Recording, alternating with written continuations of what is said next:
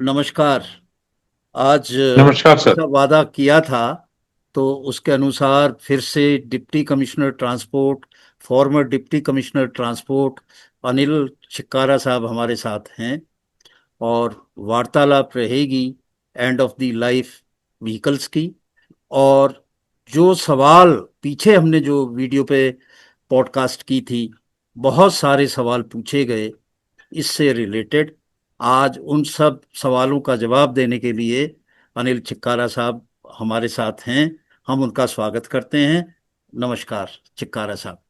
नमस्कार रवाना साहब, बहुत बहुत नमस्कार। तो आज और एक आपके लंबी चैनल से फहरिस्त है, आपसे हमें लोग बहुत सवाल जानना चाहते हैं। जी। और मैं आपको बताना चाहूंगा कि जो पिछले एपिसोड में मुझे कई लोगों ने आपका रिकॉर्डिंग को भेजा और उन्होंने बहुत अच्छा लाइक किया, क्योंकि हालांकि मेरे और दूसरे प्रोग्राम्स में भी हमने डिस्कशंस किया था, लेकिन जिस निटी ग्रिटी से आप लोगों ने सवाल किए या जो करेक्टिव इंफॉर्मेशन आपने दी, वो बाकी के चैनल्स का तो मिसलीडिंग परसेप्शन और हो गया। तो बट आई कॉन्ग्रेचुलेट यू कि आप जो भी इंफॉर्मेशन देते हैं वो टोटली वेरीफाइड और सस्टेनेबल होती है। धन्यवाद वेलकम। आपका। तो मैं बैठा हूँ देहरादून की वादियों में और वहाँ झमाझम बारिश हो रही है। और जी चिकारा साहब मेरे साथ जुड़े हैं दिल्ली से। तो एक तो सबसे पहले सवाल कि जी 12 अगस्त को इंटरिम स्टे सुप्रीम कोर्ट ने दे दिया था कि कोई भी एक्शन 10 साल 15 साल की गाड़ियों पर नहीं होगा, क्योंकि इसकी जी रिक्वेस्ट दिल्ली सरकार के वकीलों ने की थी। आप भी वहां जी मौजूद थे। जी और जी जी अब अगली तारीख जो है वो है 9 सितंबर। तो जी 9 सितंबर पे हियरिंग होगी। तो सबसे पहले जी ये सवाल मैं आपसे पूछना चाहूंगा कि उस हियरिंग में जो होगी उसमें माननीय सुप्रीम कोर्ट ने क्या क्या चीजें मांगी हैं और किससे मांगी। इसमें मैं आपको बताना चाहूंगा कि माननीय सुप्रीम कोर्ट ने केंद्र सरकार और सीएक्यूएम को नोटिस किया है। और उस नोटिस में जो उन्होंने अपनी डायरेक्शन निकाली थी 88 और 89, मतलब जो एंड ऑफ व्हीकल्स की बात करें, उसका 10 साल से 15 साल, 10 साल की डीजल और 15 साल की पेट्रोल या सीएनजी की गाड़ियों के बारे में, उनके बारे में एक इंक्वायरी की है। और उसके बाद में एक साइंटिफिक अप्रोच के लिए सीएक्यूएम अलग अलग संस्थाओं से संपर्क में है। और उसके बाद में इसको जो हमारे टाइप अप्रूवल एजेंसीज हैं, जो जैसे एआरआई है पुणे में या आईकैट मानेसर में है, तो इन लोगों के साथ भी वार्तालाप होगा। और इसमें अब कुछ जो डेटा पुरानी गाड़ियों के इन यूज व्हीकल्स के लिए जाएंगे। और साथ में दिल्ली सरकार का भी इसमें रोल रहेगा कि उनका किस तरह का पैटर्न रहा है पुरानी गाड़ियों का परफॉर्मेंस जी का। तो तब उसके बाद में ही ये कुछ आगे लाइन ऑफ एक्शन, जी। या जिसको अगर हम उम्मीद करें रिलीफ की, तो वो किया जा सकता है। आप सही ट्रैक पे है और सही बात पे है। और बहुत लोगों ने, दर्शकों ने कहा है कि गाड़ी की जो एज है उसका पॉल्यूशन से कोई संबंध नहीं है। और उसी लाइन पे ये कार्य हो रहा है। एक और थोड़ा जी कंफ्यूजन हुआ पिछले हाँ दिनों। जी। एक खबर आई कि हाँ, 15 साल की कॉमर्शियल व्हीकल्स और बीस जी साल की नॉन कॉमर्शियल व्हीकल्स, हाँ जी उनकी जो री रजिस्ट्रेशन होता है, पहले भी मोटर व्हीकल जी एक्ट जी में इसका प्रोविजन जी है, तो जी उसकी फीस बढ़ाई गई थी। जो जी हाँ, बिल्कुल टू व्हीलर हफ्ता थे पहले। उसकी 1,000 से 2,000, और जो फोर व्हीलर थे उनकी 5 से 10। तो उसमें लोगों को जी कंफ्यूजन हुआ कि भाई कॉमर्शियल जो है वो 15 साल और ये 20 साल। तो ये क्लासिफिकेशन तो मोटर व्हीकल एक्ट में पूरे देश के लिए पहले भी था। तो जी हाँ। इसको जरा क्लैरिफाई करें। मैं इसमें लोगों को एनसीआर और दूसरा पूरा देश, इनमें एक डिस्टिंक्शन है। मतलब जो हमारा जो दिल्ली और एनसीआर की एंड ऑफ लाइफ, वो एक तरह से सुप्रीम कोर्ट के अधीन है, और पूरे देश की end of life ministry of road transport के सेंट्रल मोटर व्हीकल रूल्स के अधीन है। तो सेंट्रल मोटर व्हीकल के अंदर इस एज को बढ़ाकर, हालांकि ये जो एज के प्रोविजन थे ये पहले भी थे, लेकिन इन्होंने फीस को बढ़ाया है। अब मैं आपको बताना चाहूंगा कि जो प्राइवेट व्हीकल है, आपने तो अभी बात की है कि 15 से 20 साल, 15 से 20 साल तो पहले से ही थी, और वो लोग उस चीज को दूसरी स्टेट में री रजिस्ट्रेशन आफ्टर फिटनेस करा के कर रहे थे। और अभी सरकार ने तो इसको 20 साल प्लस के ऊपर किया है। यानी कि जो आपने फीस की जिक्र किया है, वो फीस आपकी 20 साल प्लस लगेगी। तो यानी कि जो 1,000 रुपए की फीस थी, या उससे पहले 600 रुपए की थी, तो 600 से 1,000 हुई, और 1,000 से 2,000 हुई। तो 2,000 मीन्स इट इज 20 प्लस। तो ये मेरा कहने का मतलब है कि हमारे other than Delhi NCR, they can enjoy there vehicle life beyond 20 years also. However, in Delhi, we are confined to 15 years only, and diesel 10 years only.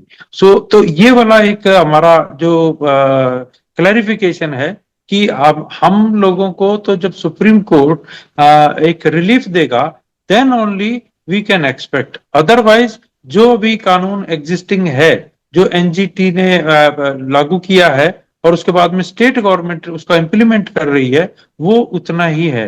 यानी जी कि जी डीजल 10 साल जी। और 15 साल तो पेट्रोल। इसमें कंफ्यूज होने की जरूरत नहीं है, पूरे भारत के लिए है, उसका और इसका जी, कोई ताल्लुक नहीं है। संबंध नहीं। जी।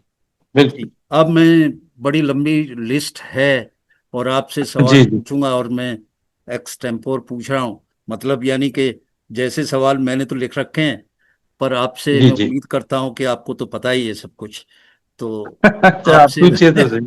हाँ, जी जी तो पहला सवाल उमेद राठी जी का है, जी और इनका सवाल ये है, और बहुत लोग और भी इनके साथ जुड़े हुए हैं जो कहते हैं कि ये एक बहुत बड़ा फ्रॉड है, स्कैम है। जी इसमें गवर्नमेंट की कुछ संस्था जुड़ी हुई हैं जो ऑटोमोबाइल मैन्युफैक्चरिंग जो कंपनीज हैं उनको जी। बेनिफिट देने के लिए ये सब कुछ ड्रामा किया गया।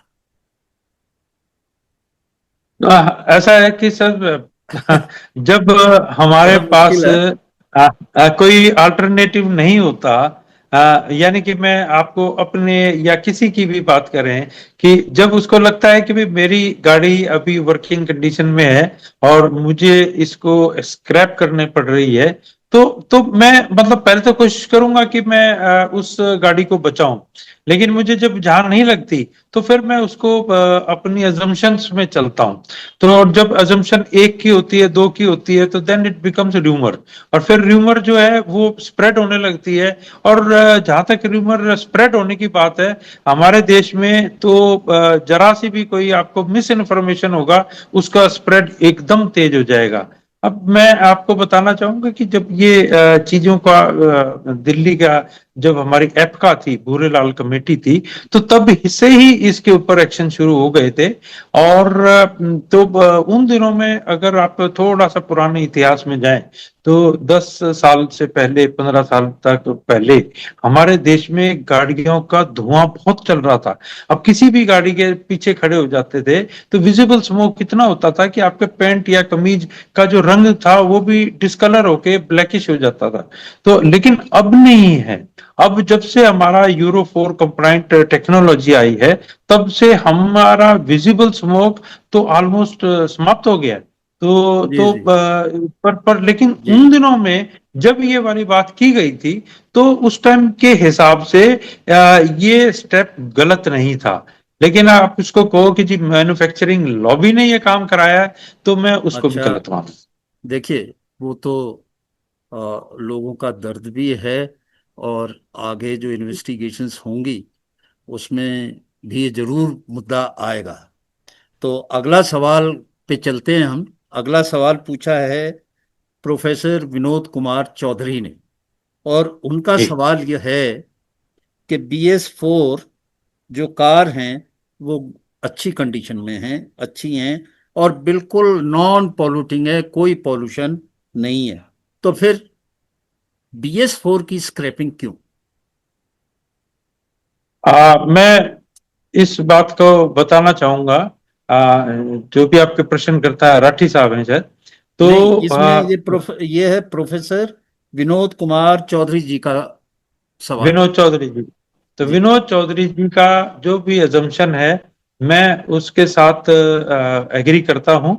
और रही बात BS4 गाड़ियों की, और अगर अच्छी कंडीशन में उनको किया जाए, तो आई ऑल्सो से कि दे आर नॉट पोल्यूटिंग।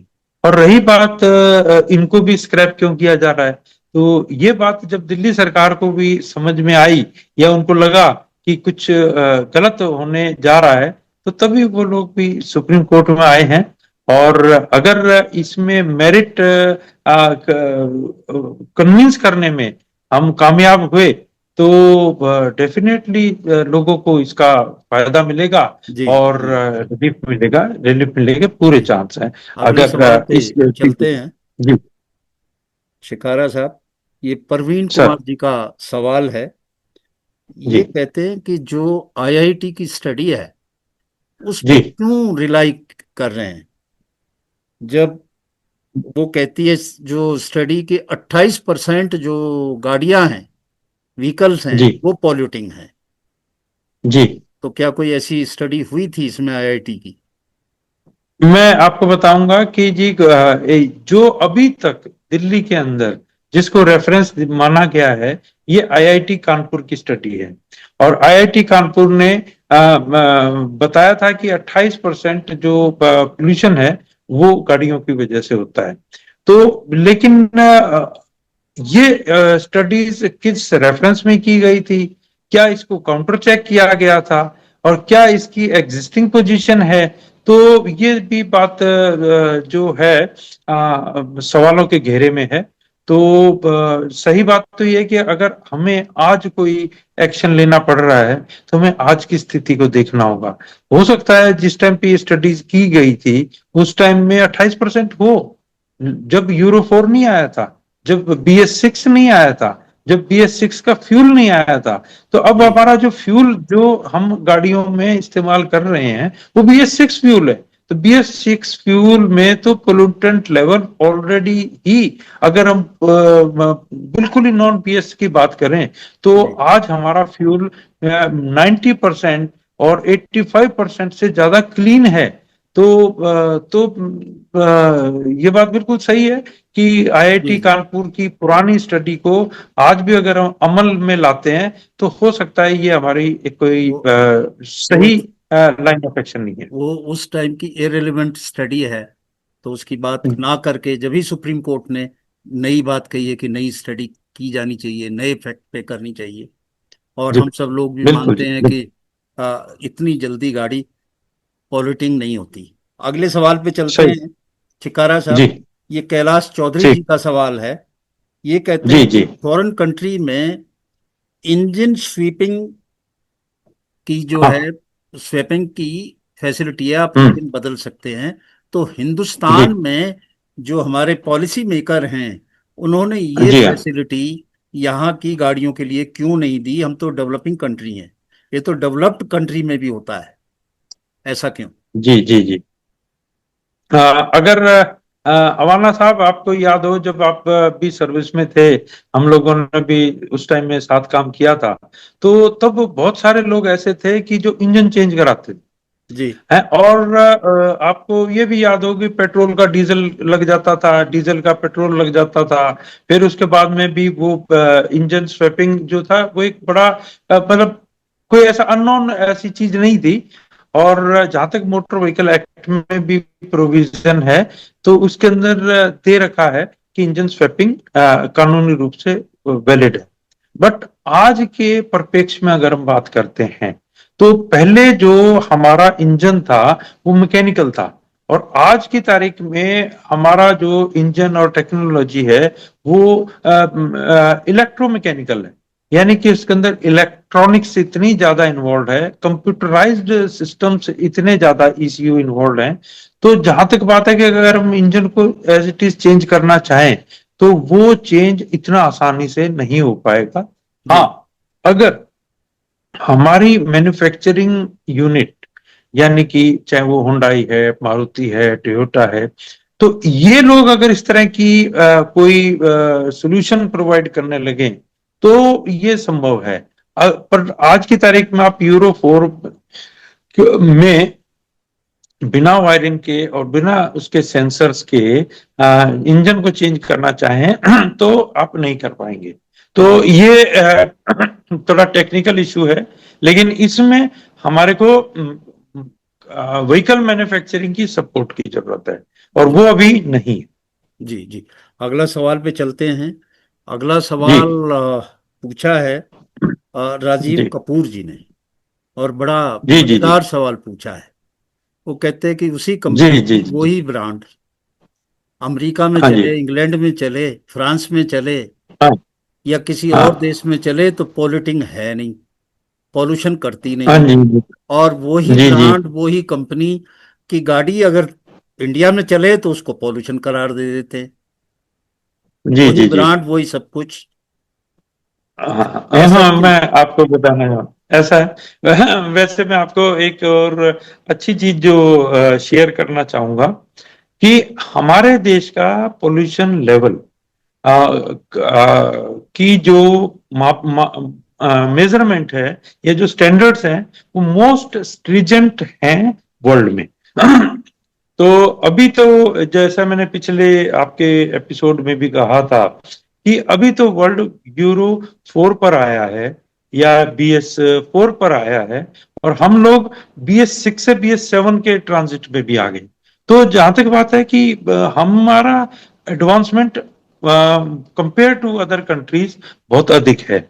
और रही बात ये कि हमारे यहाँ पर भी जो दूसरे देशों की तरह से पोल्यूशन लेवल मेजरमेंट का भी एक रिजीम है जो CMVR के 115 और 116 रूल में आता है। बट अभी जो स्थिति आई है वो आई है एंड ऑफ लाइफ की, जो प्रीपोन कर दी गई है। तो दैट इज द प्रॉब्लम, और हमें उस जी जी दिया गया है कि पोल्यूशन की वजह से। बट जी ये अब एक विषय हमारा अध्ययन का है कि वाकई वो पोल्यूशन कर रही हैं या वो एक एडमिनिस्ट्रेटिव डिसीजन। जी। अगले सवाल पे चलते हैं। जी उदित चौधरी जी ने पूछा है कि जो जी ईवी गाड़ी हैं अभी, जी जी। उनका भी हाँ रजिस्ट्रेशन जो हो रहा है वो 15 साल के लिए हो रहा है। जी हाँ जी ऐसा हाँ। क्यों? क्योंकि जब ईवी हाँ बिल्कुल ही पॉल्यूशन नहीं करती तो 15 से कहीं हम्म, ज्यादा होना चाहिए। 15 साल का रजिस्ट्रेशन ट्रांसपोर्ट अथॉरिटी क्यों कर रही? इसका मैं आपको बताऊं कि जो हाँ, मोटर व्हीकल एक्ट के रूल्स हैं वो पहला रजिस्ट्रेशन 15 साल का ही होता है। अच्छा, अब बाद में उसके बाद बढ़ाया? में आता है री रजिस्ट्रेशन। तो री रजिस्ट्रेशन जैसे उनके 15 साल पूरे होंगे तो दे विल बी अलाउड। और हाँ, उसमें कोई दिक्कत आती है तो they can approach to their state government. एक बड़ा अच्छा सवाल अगला पूछा है, और इसे बहुत सारे हमारे दर्शकों ने ये सवाल पूछा है। जी सवाल है विश्वास जैन साहब का। और जी विश्वास जी जी जैन साहब पूछते हैं कि डीजल की जो गाड़ी हैं चलाते तो जी। 10 साल हैं। हाँ जी अब खैर स्टे हो गया है, बात दूसरी है। हाँ जी जी पर जो रोड टैक्स है, दूसरे चार्जेज हैं जो उस पे खर्चे, वो 15 साल का लेते हैं। तो जी। क्या ये 5 साल की चीटिंग नहीं है? बिल्कुल। ये आपने मतलब कस्टमर पर्सपेक्टिव के हिसाब से उन्होंने भी रिसर्च करके अपना सवाल पूछा है। और मैं आपको बताना चाहूंगा कि ये जो टैक्स लिया जाता है ये वन टाइम टैक्स बोलते हैं इसको। और अगर हम पुराने टाइम की बात करें तो उस टाइम में ना हर साल रोड टैक्स दिया जाता था। जी तो हर साल लोगों को दिक्कत होती थी आने जाने में। तो सरकार ने कहा कि आप हमारे को वन टाइम टैक्स दे दो।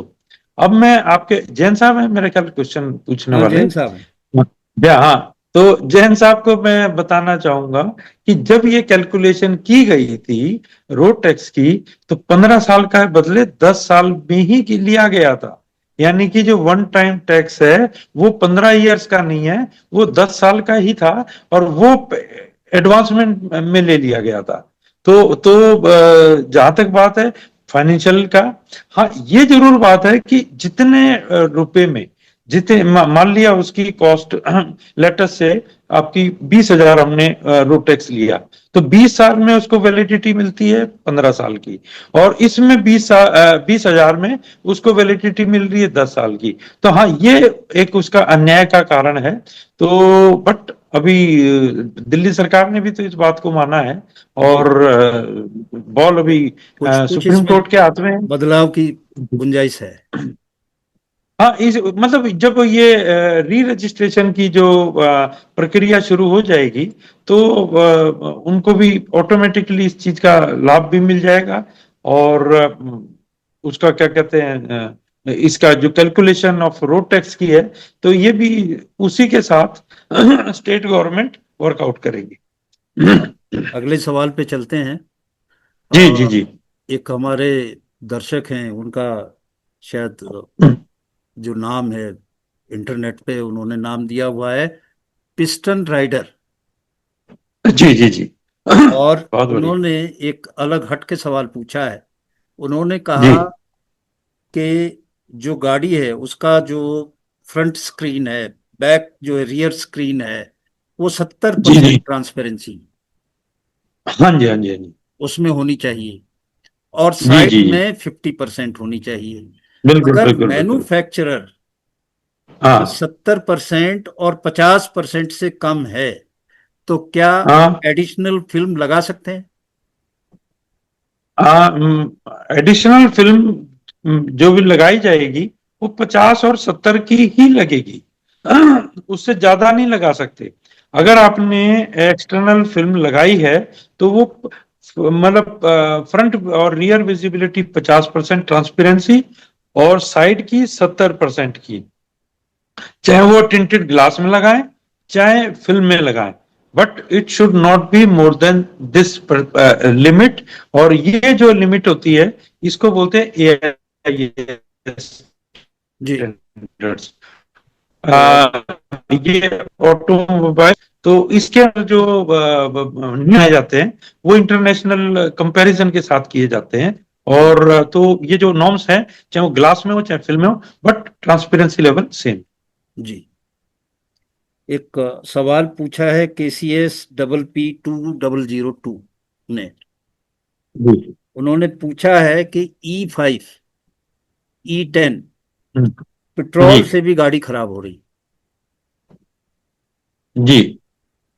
वो E5 उन्होंने बल्कि उन्होंने E5 की बात की, E10 की बात की, और आजकल तो E20 चल रहा है। जी, और इस बारे में भी एक सुप्रीम कोर्ट ने में पिटीशन गई है, और वो उम्मीद है कि शायद अगले 2 दिन में या 3 दिन में उसके ऊपर भी सुनवाई हो। लेकिन उससे पहले आपको मैं इस आपके चैनल के माध्यम से सूचना देना चाहूंगा कि जितनी भी हमारी ऑयल इंडस्ट्री थी, ऑयल ऑयल कंपनियां हैं सरकारी, तो इन्होंने भी बताया कि इसका कोई डैमेज मार्जिनल भी नहीं है, क्योंकि इसके अंदर कुछ एडिटिव भी साथ में जो मिला दिए गए।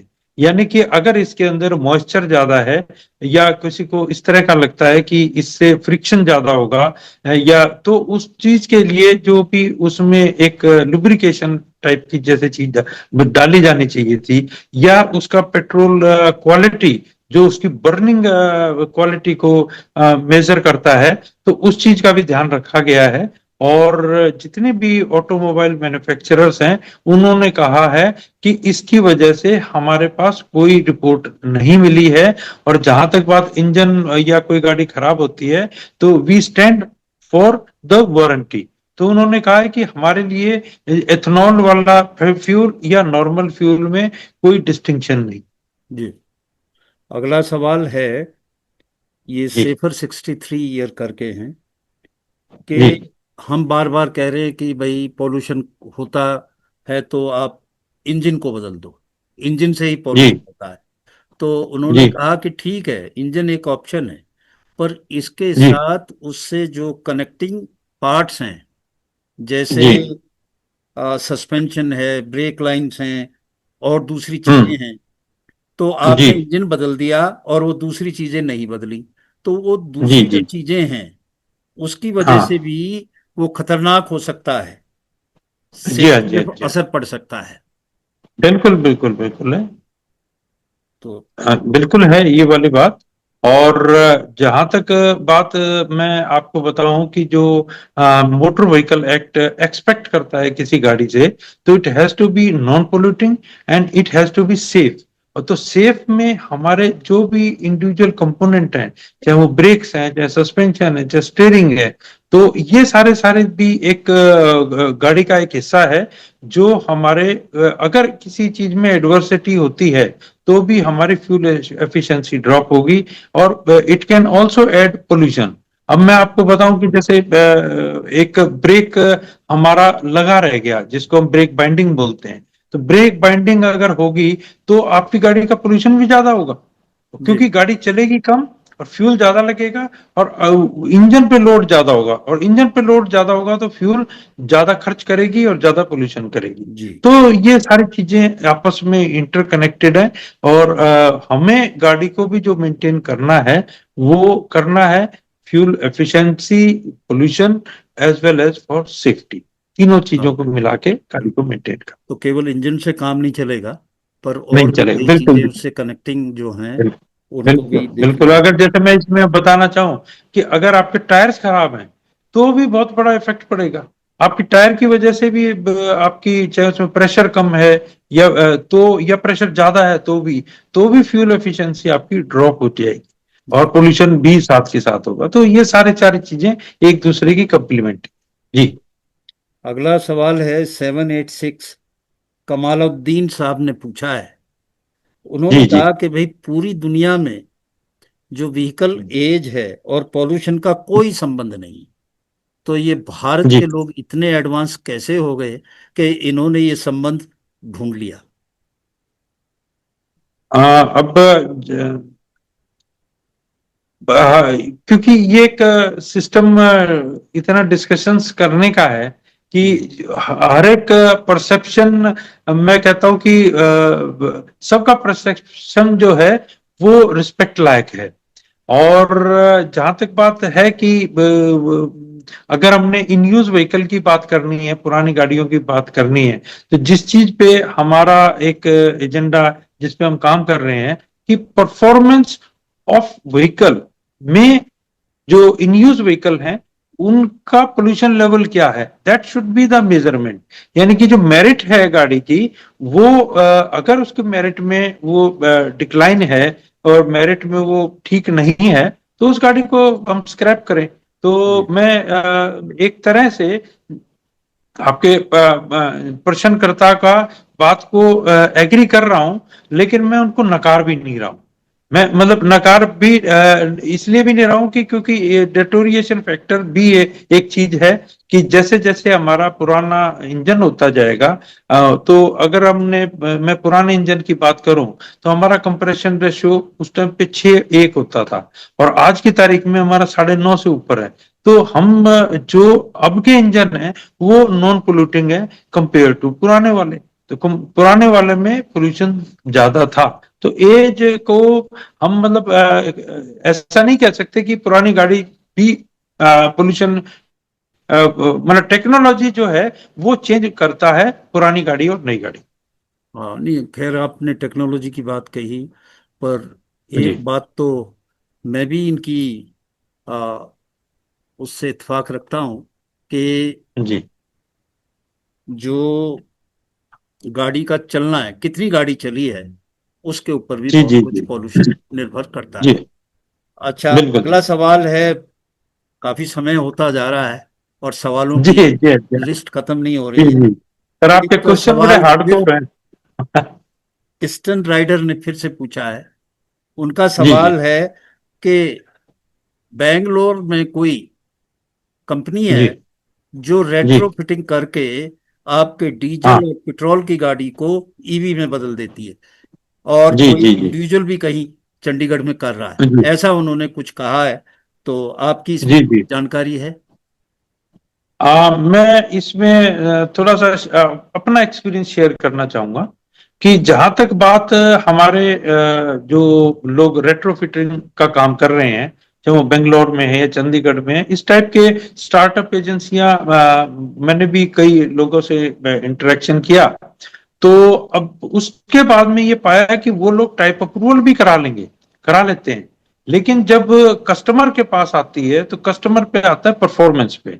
तो परफॉर्मेंस में अगर वो गाड़ी कंप्लीट ओवरहाल होता है, तो जिसमें कि आपका ड्राइव सिस्टम या ट्रांसमिशन भी इलेक्ट्रॉनिक हो जाता है, तो ये मॉडल सक्सेसफुल है। अगर आप एग्जिस्टिंग गियर बॉक्स में ये ईवी की मोटर लगाएंगे, तो आपको क्योंकि जो उसका टॉर्क है, चाहे उसका फ्रिक्शंस है, तो वो उसको कंपनसेट नहीं कर पाएगा। और उसमें डाउट है कि ये अच्छा परफॉर्मेंस दे पाए। जी और आपको हो सकता है कि जो खर्चा किया उसके ऊपर आपको वेस्ट ना लगे। तो मुझे अभी इस रेट्रोफिटमेंट टेक्नोलॉजी पे डाउट है, अच्छा अच्छा। अगर वो कंप्लीट अभी हाँ, ओवरऑल मैंने नहीं है तो। अभी भी वो इतनी स्टेबल या कहीं से ऐसा आया नहीं है कि कहीं ऐसा हो जी जाए। अभी एक और जी सवाल जी बड़ा जी पूछा उन्होंने। अब तो सवाल बस एक दो जी रह गए जो पूछने हैं, क्योंकि जी समय जी। बहुत कम हो रह गया है हमारे पास। उन्होंने जी। कहा है कि जो SO2 है वो हाँ हाँ। इंजन और कंट्रोल सिस्टम पे डिपेंड नहीं करता, बल्कि जो आपका फ्यूल है उसमें जी सल्फर जी जी कंटेंट कितने हैं उसके ऊपर निर्भर करता है। जी जी बिल्कुल बिल्कुल। हाँ, बात इनकी सही है। तो और ये पूछा है हाँ। परवीन प्रधान साहब ने इस सवाल पूछा था। और अगला जी सवाल जी जी पूछा है पंकज गुगलानी जी ने। जी उन्होंने कहा भाई हाइब्रिड टेक्नोलॉजी जो है, हाइब्रिड जो टेक्नोलॉजी है वो ऊपर रेंज की हम्म, गाड़ियों में आ रही है, छोटी रेंज में क्यों नहीं जी। आ अच्छा, चलो, तो ये दोनों सवाल अलग अलग हैं, तो मैं अलग अलग जवाब दूंगा। रही? जी जो सल्फर कंटेंट की जो बात है, तो अब जो हमारा सल्फर BS6 फ्यूल में इस्तेमाल करते हैं, तो उसको बोलते हैं अल्ट्रा लो सल्फर। यानी कि सल्फर की वैल्यू हमारे BS4 से BS6 में 5 गुना कम हो गई है। यानी कि वो 50 वैल्यू थी सल्फर की, वो अब घट के 10 ppm रह गई है। तो जो हमारी गाड़ियां यूरो 4 यानी कि BS4 में हमारा जो फ्यूल डल रहा है, वो BS6 का डल रहा है। तो और BS6 का फ्यूल क्लीन है। तो मैं इसी वजह से जो दिल्ली सरकार को जो हमने अपना प्रस्ताव रखा था, उसमें यही बताया गया था कि जब आपका फ्यूल क्लीन है, BS6 का फ्यूल है, और जिसमें सल्फर वैल्यू भी कम है, और सल्फर वैल्यू की वजह से ppm भी कम है, तो और इसकी वजह से आपका CO2 वैल्यू भी कम हो गई। तो इस वजह से आपका फ्यूल क्लीन होने से आपका एग्जॉस्ट भी क्लीन है। जी जी जी और ये बात बिल्कुल जो उन्होंने जी। बताई है, वो एक आई एग्री विद देम। चिकारा साहब, और सेकंड। एक सवाल जी बड़ा प्रोमिनेंटली लोग पूछ रहे हैं। जी वैसे तो मैं डिटेल में अलग से एक पॉडकास्ट करूंगा इसका, जी। कि जो इंडियन रोड एक्सीडेंट है उसका डेटा आपने देखा होगा हाल फिलहाल में आया है। हाँ जी हाँ जी, और परसों जो है। जी जी, तो हमारी जो फैटिलिटीज है वो बढ़ नहीं रही, घट नहीं रही, जी लगातार जी बढ़ती जा जी रही है। तो इसमें जी कोई जी। सजेशन है LTA वगैरह की? ये तो संक्षिप्त हाँ। में इसका जवाब दें। और मैं अपने दर्शकों से क्षमा मांगता हूं कि सवाल अभी कितने ही थे हम ले नहीं पाए, पर अगली जी बार इस एक्सीडेंट पे, रोड एक्सीडेंट पे अलग से एक्सक्लूसिव एक ये करेंगे। अब या फिलहाल जल्दी से इसका जवाब दे दें। जी। मैं आपको बताना चाहूंगा कि मुझे याद है कि आपका भी ट्रेवल सिंगापुर हुआ था, और जापान भी हुआ है, और तो कई विदेशों में गए हैं। तो आपने देखा होगा कि जैसे हमारे दिल्ली में या भारत में एक डिपार्टमेंट है ट्रैफिक, दूसरा डिपार्टमेंट ट्रांसपोर्ट, तीसरा है डीटीसी, चौथा है मेट्रो, पांचवा है पीडब्ल्यूडी, छठा है एमसीडी, सातवां है यूटिलिटीज। तो रोड सेफ्टी और फिर सेक्टर। पुलिस में भी एक है पीसीआर, ट्रैफिक, ये भी अलग अलग। तो इतनी सारी एजेंसियां सड़क पे लगी हैं, और ये जब सारी एजेंसियां की जब जिम्मेवारी रोड सेफ्टी की लेना होगा, तो ये सारे नहीं लेंगी, वो एक दूसरे पे टालती रहेंगी कि जी सड़क खराब थी, दूसरा कहेगा कि जी साइनेजेस नहीं थे, तीसरा कहेगा पीडब्ल्यूडी ने इसका ऑडिट नहीं किया रोड सेफ्टी का। तो ये road safety has got no one responsible out of 8-10 agencies. अगर हम इनको सबको मर्ज कर देंगे तो दैट बिकम्स एलटीए, और जी एलटीए का मतलब हुआ कि सड़क पे जो भी हैपनिंग हो रही है वो एलटीए जिम्मेवार है। जी और वो मॉडल ही एक ऐसा मॉडल है जिससे हम रोड सेफ्टी की विजिबिलिटी देख सकते हैं और उस पर एक्चुअल एक्टिविटी देख सकते हैं, जिसकी वजह से लोगों का ट्रांसपोर्टेशन प्रॉब्लम भी कम होगा और कॉन्फ्लिक्ट भी कम होंगे, और फिर उसके बाद में एक्सीडेंट भी कम होंगे। ये इतना वास्ट सब्जेक्ट है, इस पे बड़ी डिटेल जी में बात करेंगे। एक छोटा सा सवाल मुझे बार बार जी कहा जा रहा है कि मैं पूछूं आपसे। जी जी वो पूछते जी हैं कि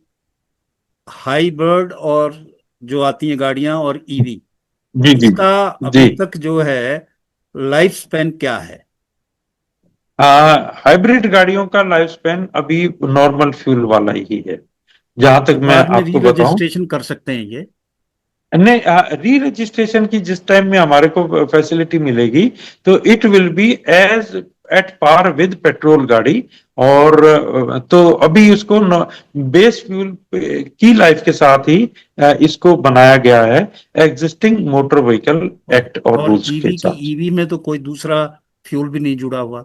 अरे ईवी में भी वही लाइफ है, ईवी में भी 15 साल फिर री रजिस्ट्रेशन। अगर ईवी 15 ये साल ईवी है में भी अभी यही है, और पेट्रोल वाला भी 15 है, तो 15 है, लेकिन उसकी री रजिस्ट्रेशन अभी हो सकती है ईवी की, ईवी की पेट्रोल की अभी नहीं हो सकती। तो ये नहीं, फर्क है, बट पेट्रोल का फॉर्मूला तो उसका अभी 15+5 वो है। स्टे दिया हुआ है, और जी उम्मीद है जी कि वो स्टे बहुत जल्दी परमानेंट हो जाएगा, क्योंकि जो जी रास्ता है सुप्रीम कोर्ट का वो साफ है, गवर्नमेंट का व्यू साफ है, क्योंकि गवर्नमेंट ने ही सजेशन दिए थे और उन सजेशन को एनजीटी और सुप्रीम कोर्ट ने माना पॉल्यूशन घटाने के, और अब वही स्टडी करा रहे हैं।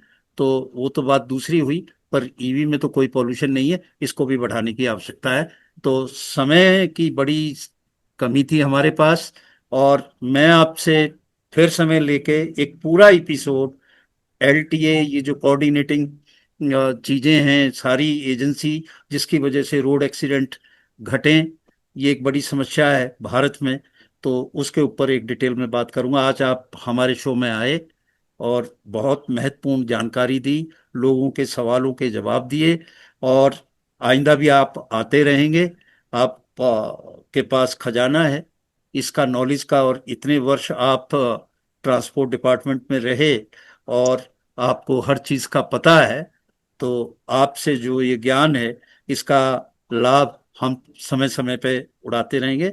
तो अगली जो तारीख है वो 9 सितंबर है, जो मैंने बताया, जो रिव्यू पटिशन है उसका, जी और उसकी जी। अपडेट भी हम देते रहेंगे। आज इन्हीं शब्दों के साथ हम इस कार्यक्रम से विदा लेते हैं। नमस्कार, आपका धन्यवाद। नमस्कार, बहुत बहुत धन्यवाद। और बहुत बहुत धन्यवाद आपके दर्शकों का भी, वो इतने जागरूक हैं कि उन्होंने इतने अच्छे डिटेल्ड क्वेश्चन पूछे। बहुत बहुत धन्यवाद। जी।